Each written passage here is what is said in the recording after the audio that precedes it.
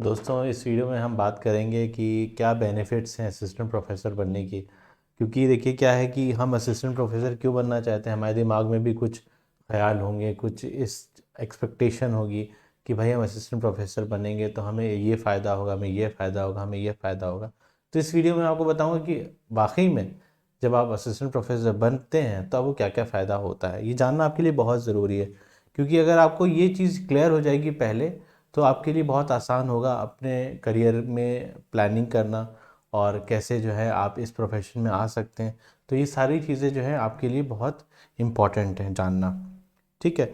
सबसे पहले तो मैं आपको बता दूं जॉब सिक्योरिटी। जब सबसे पहली बात ये आती है बेनिफिट्स ऑफ असिस्टेंट प्रोफेसर, ये एक तरह की जॉब सिक्योरिटी होती है। क्योंकि कोई भी आपको कॉलेज यूनिवर्सिटी जो है वो इतनी जल्दी निकालता नहीं। अगर आप सरकारी में हैं तो बहुत मुश्किल है कोई आपको निकाले या फिर आपकी जॉब चली जाए। और अगर आप प्राइवेट में हैं तब भी अगर आपका काम ठीक ठाक है तो मुश्किल ये होता, मतलब ये चांसेस बहुत कम है कि कोई आपको बोलेगा कि भैया कल से मत आना, ऐसा नहीं है। सो जॉब सिक्योरिटी है वहाँ पे। ठीक है।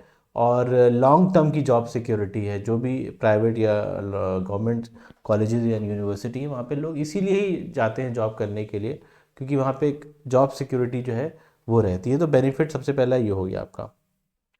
दूसरा बेनिफिट मेरे हिसाब से वो ये है कि एक तो नोबल प्रोफेशन है। और दूसरी बात ये है कि ये एक ऐसा प्रोफेशन है, ईमानदारी से बताऊंगा मैं आपको, ये एक ऐसा प्रोफेशन है जहाँ पे आप जब घर जाते हैं काम करके तो यू फील सेटिस्फाई।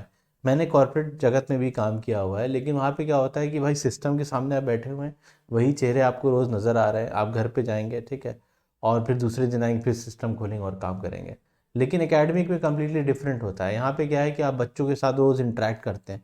हो सकता है कि भाई आपका मूड ठीक ना हो जब भी आप कॉलेज जा रहे हो, लेकिन जैसे ही आप एक क्लास लेते हैं जहाँ पे आप बच्चों के साथ इंटरेक्ट करते हैं, बच्चों को आपकी क्लास पसंद आती है, अप्रिशिएट करते हैं, आप उनकी बातचीत आपसे होने लगती है, तो आपका सडनली आप ये महसूस करेंगे कि एक दो घंटे में आपका मूड चेंज हो जाता है।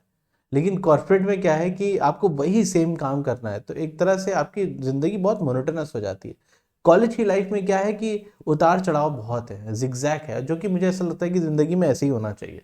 क्योंकि अगर सीधी लकीर हो जाती है तो आप तो समझते हैं उसका मतलब क्या होता है। वैसे ही जो है ना, आपकी लाइफ में उतार चढ़ाव ज़्यादा होने चाहिए। मुझे ऐसा लगता है एकेडमी की एक ऐसी लाइफ है जिसमें उतार चढ़ाव होता है, लेकिन बहुत पॉजिटिव तौर पे होता है। कॉर्पोरेट में जब ऐसे उतार चढ़ाव होते हैं तो आप सोचते हैं यार चलो जॉब छोड़ देते हैं और कहीं और चले जाते हैं, यही जहन में आता है। लेकिन एकेडमिक में ऐसा नहीं होता है। आप सोचते हो यार चैलेंजेस हमें मिल रहा है, इसको हमें एक्सेप्ट करना चाहिए। क्योंकि जब आप टीचिंग प्रोफेशन में आते हैं तो आप बहुत सी चीज़ें सोच करके आते हैं। आपका वो माइंडसेट कॉर्पोरेट वाला माइंडसेट नहीं रहता, आपका डिफरेंट माइंडसेट होता है। फिर आपको लगता है अगर कोई चैलेंजेस मिल रहा है, चलो उसको हम चैलेंजेस को फेस करते हैं और एक सोल्यूशन की तरफ आते हैं। तो ये भी एक चीज़ है जो आपको जहन में रखनी चाहिए।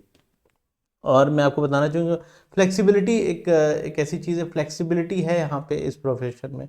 अगर आपको छुट्टी लेनी है तो आपको छुट्टी मिल जाएगी। आपको रिसर्च के काम के कहीं सेमिनार में जाना है तो आपको छुट्टी मिल जाएगी। आपने काम में अगर कुछ आपको किसी चीज़ की आप तैयारी कर रहे हैं, जैसे मान ली कोई नेट की तैयारी कर रहा है और वो इस वक्त असिस्टेंट प्रोफेसर है, तो अगर उसने 10-15 दिन की छुट्टी मांगी तो मिल सकती है, आमतौर पे मिल जाती है। ठीक है। लेकिन ये सारी चीज़ें केस टू केस बेसिस पे रहती है। जैसे प्राइवेट की मैं बात बता दूं आपको, प्राइवेट में ये इंपॉर्टेंट है कि आप मैनेजमेंट से कितना क्लोज है, आप उनकी गुड बुक्स में है कि नहीं है। अगर ऐसा है तो शायद आपको जो है ज़्यादा परेशानी का सामना ना करना पड़े। गवर्नमेंट का ऐसा नहीं होता, गवर्नमेंट की चीज़ें जो है बहुत ट्रांसपेरेंट होती है, वहाँ छुट्टियाँ मिल जाती हैं। प्राइवेट में थोड़ी छुट्टी को लेकर के पंगा है। ठीक है। और इंटेलेक्चुअल ग्रोथ होती है, सही बात है यार, आप रोज़ बच्चों के साथ इंटरेक्ट कर रहे हैं, रोज़ कुछ ना कुछ उनको सिखा रहे हैं, उनसे भी सीख रहे हैं। क्योंकि कभी भी ऐसा नहीं होगा कि आपका लेक्चर 100% परफेक्ट जाएगा। आपको कहीं ना कहीं महसूस होगा यार इसमें ये कमी रह गई आज लेक्चर में, आज ये लेक्चर में मेरी ये कमी रह गई। हो सकता है स्टूडेंट ने कुछ आपसे पूछा, आप जवाब नहीं दे पाए, ठीक है, तो आप क्या सोचोगे कि यार मैं मुझे ये आता नहीं है। नहीं, वैसे नहीं सोचना आपको। आपको जाना है, लाइब्रेरी में बैठना है या फिर घर पे आना है, उस सवाल का जवाब ढूंढना है जो स्टूडेंट ने आपसे पूछा था, और दूसरे दिन उस स्टूडेंट को पकड़ना है और उसके सवाल का आपको सही जवाब देना है। इससे क्या होगा, आपका कॉन्फिडेंस बढ़ेगा और स्टूडेंट का भी कॉन्फिडेंस बढ़ेगा आपके अंदर कि यार सर को पता नहीं था, लेकिन सर ने पता किया और फिर मुझे बताया। तो इन अ वे देखिए कितना अच्छा काम हुआ, एक तो आपकी भी नॉलेज एनहांस हो गई और बच्चे की भी नॉलेज एनहांस हो गई। वो तो बच्चा है खैर, लेकिन एज अ टीचर आपकी रिस्पॉन्सिबिलिटी होती है कि अगर आपको कुछ नहीं पता है तो उससे पहले पता करिए और फिर शेयर करिए, ठीक है। इसमें कोई बुरी बात नहीं है, कोई इंसान परफेक्ट नहीं है, बहुत सी ऐसी चीज़ें जो मुझे नहीं पता है, लेकिन हाँ अगर नहीं पता है तो मैं पता करने की कोशिश करता हूँ, ठीक है। तो ये एक बहुत बड़ा चांस होता है कि सीखने को बहुत कुछ मिलता है। और क्या क्या हो सकता है आपको इंटरेक्ट करने के लिए मिलता है और एकेडमिशियंस के साथ जब आप सेमिनार कॉन्फ्रेंसेस में जाते हैं, ठीक है। जैसे कि मैंने बोला रिस्पेक्ट तो है ही इस प्रोफेशन में, जो कि सबसे ऊपर है। डॉक्टर और टीचर और ये सब जो प्रोफेशंस हैं इनमें एक्स्ट्रा इज़्ज़त मिलती है और आपको लगता है कि यार मतलब यू आर स्पेशल, ग्रैटिट्यूड होता है, क्योंकि ये सारी जो स्पेशल फीलिंग्स है बहुत कम प्रोफेशन में आपको मिलेंगी जी। ये बात आपको तब समझ में आएगी जब आप एक असिस्टेंट प्रोफेसर बन जाएंगे या फिर आप जब टीचर बन जाएंगे, तो आपको लगेगा नहीं भाई ये सर जो है सही बात बोल रहे।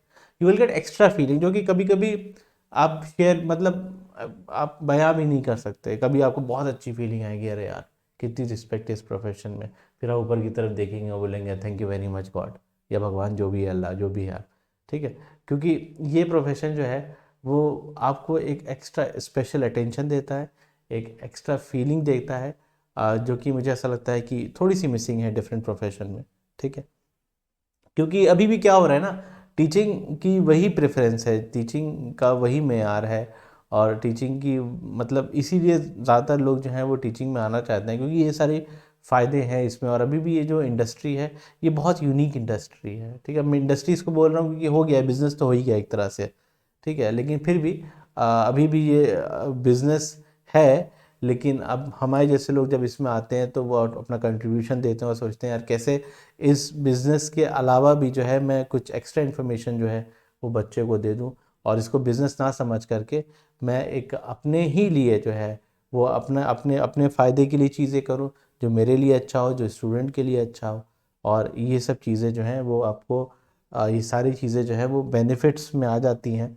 और भी बहुत सी चीज़ें जो शायद मैं मिस कर रहा हूँ इस वीडियो में, कभी और मौका मिला तो मैं आपके साथ और डिस्कस करूँगा क्या क्या और बेनिफिट्स हैं। मेरे हिसाब से ये बेनिफिट्स हैं।